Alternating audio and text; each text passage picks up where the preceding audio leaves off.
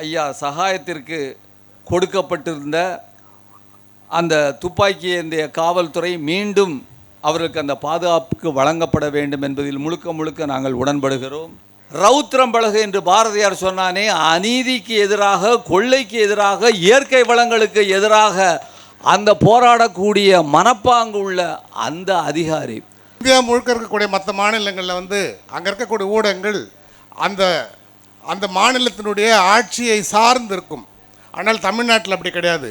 ஊடகத்தை நடத்துவதே ஆட்சியாளர்கள் தான். முதலில் ஒரு சட்டத்தை நிறைவேற்ற வேண்டும். எந்த அரசியல் கட்சியும் ஊடகங்களை கையாளக்கூடாது என்ற ஒரு சட்டத்தையும் நீங்கள் கொண்டு வர வேண்டும். ஒரு உண்மையான பத்திரிகையாளர் யார் என்றால், யார் ஆட்சி செய்தாலும் எதிர்கட்சி கேட்குதோ இல்லையோ முதல் கேள்வி கேட்பவர் பத்திரிகையாளனாக இருக்கணும்னு சொன்னவர் தான் லங்கேஷ். ஊமை ஜனங்களும் செவிட்டு அரசாங்கம் இருக்கும் நமக்கு இதுதான் நிலைமை.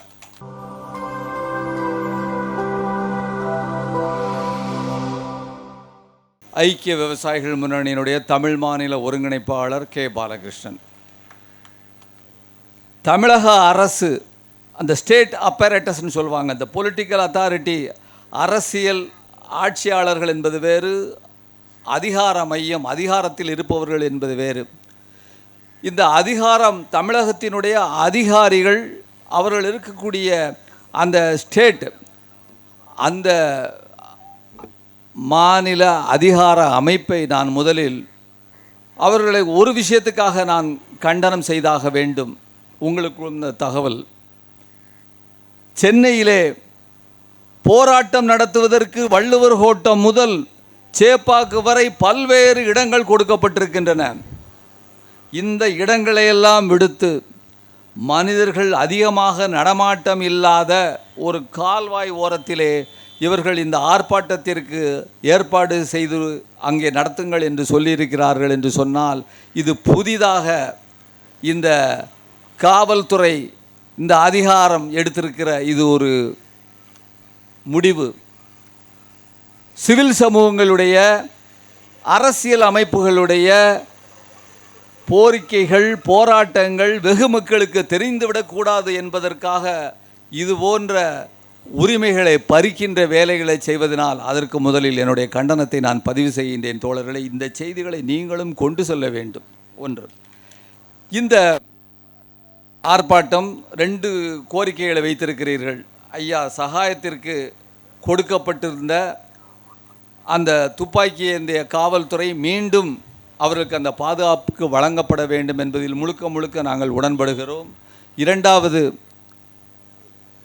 தன்னார்வலர்கள் சமூகத்திற்காக, கொள்ளைகளுக்கு எதிராக, உரிமைகளுக்காக போராடுகின்ற சமூக ஆர்வலர்களுக்கு பாதுகாப்புக்கு கொடுக்கப்பட வேண்டும் என்கின்ற ஒரு சட்டத்தை நிறைவேற்ற வேண்டும் என்பதையும் நீங்கள் கோரிக்கையாக வைத்திருக்கிறீர்கள். அதற்கும் நாங்கள் ஆதரவு தருகிறோம், அதையும் நாங்கள் ஏற்றுக்கொள்கிறோம். அந்த வகையிலே அருமையான 2 கோரிக்கைகளை வடிவெடுத்திருக்கிறீர்கள்.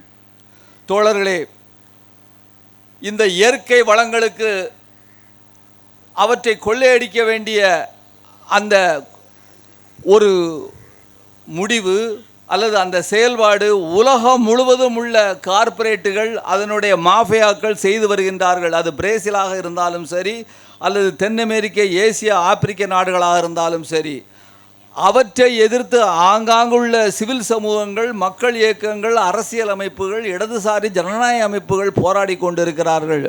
உலகம் முழுவதும் அங்குள்ள தலைவர்கள் கொல்லப்படுகிறார்கள், அவர்களுடைய உயிர் அச்சுறுத்துதலுக்கு ஆளாகிறது. அந்த வகையில் இந்தியாவில் பல்வேறு ஊடகவியலாளர்கள், குறிப்பாக மகாராஷ்டிரத்திலும் ஊப்பியிலும் கொல்லப்பட்டு கொண்டிருக்கிறார்கள் என்ற அந்த பின்னணியில்தான் தமிழகத்தில் நாம் ஒரு மிகப்பெரிய கிரானைட்டு அந்த முறைகேடு, தாது கொள்ளை இவற்றை கண்டுபிடித்து அறிக்கை மூலமாக வெளியிட்ட இந்திய ஆட்சிப்பணி தலைவர், ஓய்வு பெற்ற ஐஏஎஸ் அதிகாரி அவர்களுக்கு கொடுக்கப்பட்டிருந்த பாதுகாப்பு மீண்டும் கொடுக்கப்பட வேண்டும் என்பதை வலியுறுத்துகிறோம். இது முற்றிலும் நியாயமான கோரிக்கை.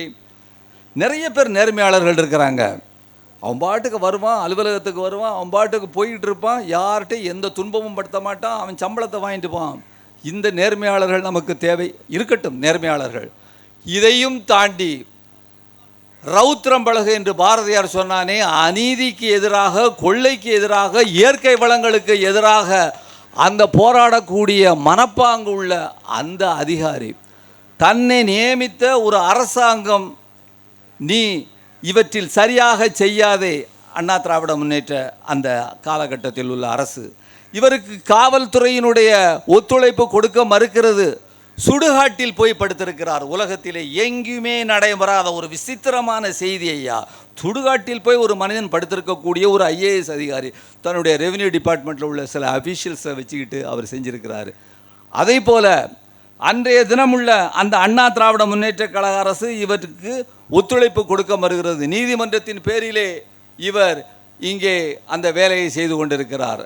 அதற்கு பின்னால் அவருக்கு நேர் எதிர்மாறாக இருக்கின்ற இந்த திராவிட முன்னேற்ற கழக அரசு, அண்ணா திராவிட முன்னேற்ற கழக அரசை தோற்கடிக்க வேண்டும், அதனுடைய கொள்கைகளுக்கு மாறுபட்டவர்கள் என்று சொன்ன அரசு இவருக்கு கொடுத்திருக்கக்கூடிய இந்த பாதுகாப்பை வாபஸ் வாங்கி கொள்கிறது என்று சொன்னால், இவர்களுக்குள்ள ஒற்றுமை எங்கு எதில் இருக்கிறது என்று சொன்னால், ஆளுகின்ற அரசாங்கம் என்பது கார்ப்பரேட்டுகளினுடைய கொள்ளையர்களாலும் மாஃபியாக்களாலும் ஆளப்படுகிறது. எவர் வந்தாலும் சரி, அவர்கள் நம்மை இந்த மக்களுக்காக போராடுகிறவர்களே அவர்கள் விடமாட்டார்கள். அதற்கு எதிராக உலகின் ஒவ்வொரு பகுதியிலும் நடக்கின்ற போராட்டத்தை போல் நாமும் இங்கே இந்த போராட்டத்தை நடத்த வேண்டும்.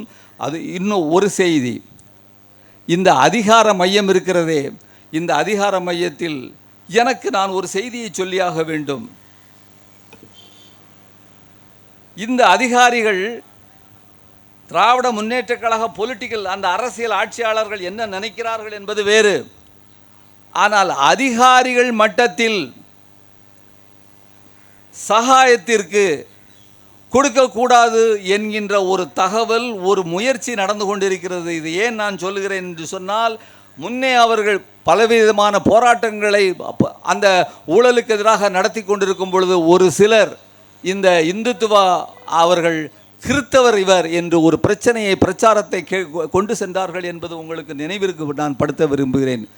இன்று அதே கருத்தோட்டத்தைச் சேர்ந்தவர்கள் இன்று அரசியல் ரீதியாக அந்த அதிகாரிகள், தமிழக அரசாங்கத்தினுடைய அதிகாரிகளில் வலதுசாரிகள் முக்கியமாக கோலோச்சி கொண்டிருக்கிற நிலைமையிலே அவர்களுடைய கை மேலோங்கி இருப்பதையும் நாம் காண முடிகிறது. குறிப்பாக காவல்துறையிலே என்கின்ற பொழுது அந்த நிலையையும் நாம் கணக்கில் எடுத்துக்கொண்டு உங்களுடைய போராட்டம் அவர் ஐயா சகாயம் அவர்கள் நடத்துகின்ற அவர்களுக்கு அந்த அவர் கேட்டிருக்கிறார், எனக்கு வேணுமையான்னு கேட்குறாரு. ஆனாலும் இந்த அரசு கொடுக்க மறுக்கிறது. உங்களை போன்று நீங்கள் மட்டுமல்ல, ஊழலுக்கு எதிராக மட்டுமல்ல, மதவாதத்திற்கு எதிராக சிவில் சமூகங்கள் போராடி கொண்டிருக்கின்ற ஜனநாயக இடதுசாரி அனைத்து அமைப்புகளையும் நீங்கள் இன்று எவ்வாறு அழைத்தீர்களோ அதுபோல் ஒன்று திரட்டி இதையும் ஒரு கோரிக்கையாக முன்னெடுக்க வேண்டும் என்று கேட்டுக்கொண்டு, இந்திய நாட்டில் போராடிய ஐக்கிய விவசாயிகள் முன்னணி சார்பாக உங்களுடைய போராட்டத்திற்கு எங்களுடைய ஆதரவை தெரிவித்துக் கொள்கிறோம். தோழர்களே, நன்றி, வணக்கம். தோழர்களுக்கு வணக்கம். நேரம் கருதி நான் சுருக்கமாக முடிக்கிறேன். என்னுடைய பெயர் டிஎஸ்ஆர் சுபாஷ், தமிழ்நாடு பத்திரிகையாளர் சங்க தலைவர். எனக்கு ஒரு தமிழ்நாடு பத்திரிகையாளர் சங்க தலைவர்னு இந்த மேடையில் சொல்கிறதுக்கு மிகவும் வெட்கமாக இருக்கிறது. காரணம் என்னன்னு சொன்னால், எவ்வளோ பெரிய ஒரு முக்கியமான ஒரு பிரச்சனை இது. இந்த நாட்டினுடைய கனிம வளத்தை பாதுகாத்த ஒரு மிகப்பெரிய புரட்சியாளர்களுக்கு அவரை பற்றி, அவருக்கு அரணாக இருப்பதை பற்றி இப்படி ஒரு மேடை அமைத்து இப்படி ஒரு விஷயத்தை செய்கிறோம் போது இங்கே எவ்வளோ ஊடகங்கள் வந்திருக்க வேண்டும், எவ்வளோ தொலைக்காட்சிகள் வந்திருக்க வேண்டும். ஆனால் இன்றைக்கி எந்த மாதிரியான விஷயங்களுக்கு இன்றைய கார்ப்பரேட் ஊடகங்கள்லாம் அதற்கு கவனம் செலுத்துகிறாங்கிறதுக்கு இந்த நிகழ்ச்சியே இந்த இந்த கண்டன ஆர்ப்பாட்டமே ஒரு பெரிய அடையாளமாக பார்க்கப்படுகிறது. இதில் என்னன்னு சொன்னால், இந்திய அளவில் மீடியாக்கள் பூரா மோடியாக்களாகவும், ஸ்டேட் கவர்மெண்ட்டுங்களில் பார்த்திங்கன்னா மற்ற ஸ்டேட் கவர்மெண்ட்டுக்கும் தமிழ்நாடு அரசுக்கும் ஒரு வித்தியாசம் இருக்குது. அது என்னன்னு சொன்னால், தமிழ்நாடு இந்தியா முழுக்க இருக்கக்கூடிய மற்ற மாநிலங்களில் அங்கே இருக்கக்கூடிய ஊடகங்கள் அந்த அந்த மாநிலத்தினுடைய ஆட்சியை சார்ந்து இருக்கும். ஆனால் தமிழ்நாட்டில் அப்படி கிடையாது. ஊடகத்தை நடத்துவதே ஆட்சியாளர்கள் தான். இதை விட ஒரு பெரிய வெட்கக்கேடு, இதை விட ஒரு பெரிய அநீதி ஒரு ஜனநாயகத்துக்கு எங்கேயுமே இருக்க முடியாது. முதலில் ஒரு சட்டத்தை நிறைவேற்ற வேண்டும். எந்த அரசியல் கட்சியும் ஊடகங்களை கையாளக்கூடாது என்ற ஒரு சட்டத்தையும் நீங்கள் கொண்டு வர வேண்டும். ஊடகங்கள் என்பது எப்படி இருக்க வேண்டும் என்றால், சுட்டு கொல்லப்பட்ட கௌரி லங்கேஷுடைய தந்தையார் லங்கேஷ் என்று ஒருத்தர் இருந்தார், கர்நாடகாவை சேர்ந்தவர். அவரை பற்றி பாராளுமன்றத்தில் கூட குறிப்பிட்டு பேசியிருக்கிறார்கள். அவர் சொல்லுவார், யார் ஆட்சி செய்தாலும் சரி, எந்த கட்சி ஆட்சிக்கு வந்தாலும் சரி, நிரந்தர எதிர்க்கட்சியாக பத்திரிகையாளர்கள் செயல்பட வேண்டும் என்பதுதான். ஒரு உண்மையான பத்திரிகையாளர் யார் என்றால், யார் ஆட்சி செய்தாலும் எதிர்க்கட்சி கேட்குதோ இல்லையோ முதல் கேள்வி கேட்பவர் பத்திரிகையாளனாக இருக்கணும்னு சொல்லி சொன்னவர் தான் லங்கேஷ்.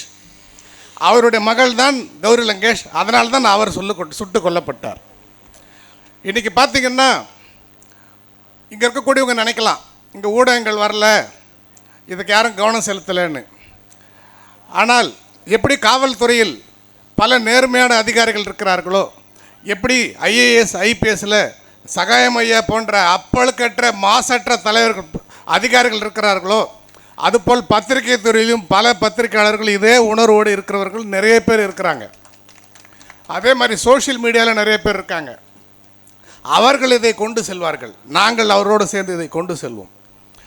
அடுத்த ஒரு கேவலமான ஒரு விஷயத்தை இந்த இடத்துல நான் குறிப்பிட விரும்புகிறேன்.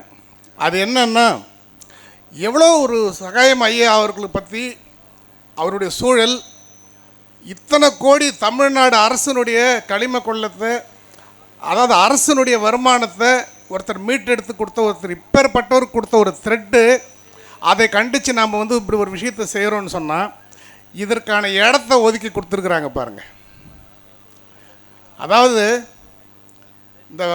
இந்த கல்யாண மண்டபங்களில் போனால், அந்த கல்யாணத்துக்கு நிகழ்ச்சிக்கு போயிட்டு அந்த மண்டபத்தில் போய் கேட்டோம்னா அவர் பயங்கர பிஸியாக இருப்பார், பரபரப்பாக. ஐயோ இது கிடையாது, மண்டபம் இந்த 6 மாதத்துக்கு கிடையாது, அரை நாள் வேணால் எடுத்துங்க அப்படின்னு. அந்த மாதிரி கமிஷனர் ஆஃபீஸுக்கு போயிட்டு ஒரு ஆர்ப்பாட்டம் பண்ணணும், போராட்டம் பண்ணணும்னு பர்மிஷன் கேட்டால் அந்த டேபிளில் இருக்க ஒரு பரபரப்பாக இருக்கார். சார் சாஸ்திரி பவனே கேட்காதீங்க, 10 நாளைக்கு கிடையாது. வள்ளூர் கோட்டம் ஏற்கனவே கொடுத்தாச்சு சார். அப்போ எங்கே? சரி, அங்கே கலெக்டரேட்டு மத்தியானத்துக்கு மேலே வேணால் எடுத்துங்க, காலையில் 2 பேர் கொடுத்துருக்கு. இந்த நாட்டில் ஆர்ப்பாட்டம் பண்ணுறதுக்கு இடமும் நேரமும் ஒதுக்க முடியாத அளவுக்கு பரபரப்பாக இருக்குது ஒரு துறை. நான் கூட நம்ம தோழர்களுக்கெல்லாம் சொல்கிறேன், இந்த ஷாமியானா, மைக்கு, இந்த சேரு, இந்த செட்டப்லாம் நம்ம எல்லோரும் சேர்ந்து சொந்தமாக வாங்கி வச்சுக்கிறது நல்லது. ஏன்னா வாழ்நாள் முழுக்க நம்ம பாராட்டம் ஆர்ப்பாட்டம் தான் பண்ணின்னு போகிறோம். ஊமை ஜனங்களும் செவிட்டு அரசாங்கம் இருக்கும் நமக்கு இதுதான் நிலைமை. இதை யாராலையும் மாற்றவே முடியாது. இது 1000 சகாயம் ஐஏஎஸ்கள் வந்தாலும் நாம் இப்படி இருந்தோம்னா அதனால் எந்த மாற்றமும் வரப்போகிறதில்லை. இது எவ்வளோ பெரிய ஒரு அவலம். இதில் பார்த்திங்கன்னா, நான் ஒரு போராட்டத்துக்கு போய் கேட்குறேன். அவங்க சொல்கிறாங்க, நீங்கள் 5 நாளைக்கு முன்னாடியே நீங்கள் சொல்லணும். ஏங்க கொலை பண்ணுறவன் 5 நாளைக்கு முன்னாடி உங்ககிட்ட சொல்லிட்டு போய் கொலை பண்ணுறானா? கற்பழிக்கிறவங்ககிட்ட 5 நாளைக்கு முன்னாடி சொல்லிட்டு போய் கற்பழிக்கிறானா? திருடுறவன் 5 நாளைக்கு முன்னாடி சொல்லிட்டு போய் திருடுறானா? கொலை பண்ணுறவன், கொள்ளடிக்கிறவன் எல்லாம் அவன் இஷ்டத்துக்கு டைம் இல்லாமல், இடம் பொருள் ஏவல் இல்லாமல் அவன் பாட்டுக்கு செய்வான். அவனால் பாதிக்கப்பட்ட நாங்கள் எங்கள் வேதனையை சொல்கிறதுக்கு, அழுவுறதுக்கு உங்ககிட்ட டைம் கேட்கணும், உங்ககிட்ட இடம் கேட்கணும். 5 நாளைக்கு முன்னாடி இடம் கேட்கணும். அதை நீங்கள் எங்களுக்கு இடம் ஒதுக்கி தருவீங்க. இங்கே இருக்கக்கூடிய காவலர்களுக்கு நான் தமிழ்நாடு பத்திரிகையாளர் சங்கத்தில் மிகப்பெரிய நன்றி தெரிவிச்சுக்கிறேன். ஏன்னா நமக்கு இந்த சட்டத்தை மதித்து நம்ம முடிக்கிறோம், இதோடு முடிக்க போகிறோம். எங்களுக்கு பாதுகாப்பாக இருக்கிறது மட்டும் இல்லாமல் அவங்களுக்கு இன்னொரு விஷயம் அவங்களுக்கு சொல்கிறேன். உங்களுக்கும் சேர்த்து நம்ம அனைவருடைய குழந்தைகளுடைய எதிர்காலத்துக்கு இந்த பூமியை பாதுகாப்பதற்காகத்தான் சகாயம் போன்றவர்கள் வாழ்ந்து கொண்டிருக்கிறார்கள், யாருக்காகவோ கிடையாது. நாம் ஒரு வீட்டுக்கு குடியேறோம், வாடகைக்கு தான் போகிறோம். அந்த வீட்டில் இருந்துட்டு வெளியில் வரோம், வீடு காலி பண்ணிட்டு போகிறோம். அந்த வீட்டுக்கு நம்ம எப்படி குடி போனோமோ அப்படியே அந்த வீடை கொடுக்க வேணாவா?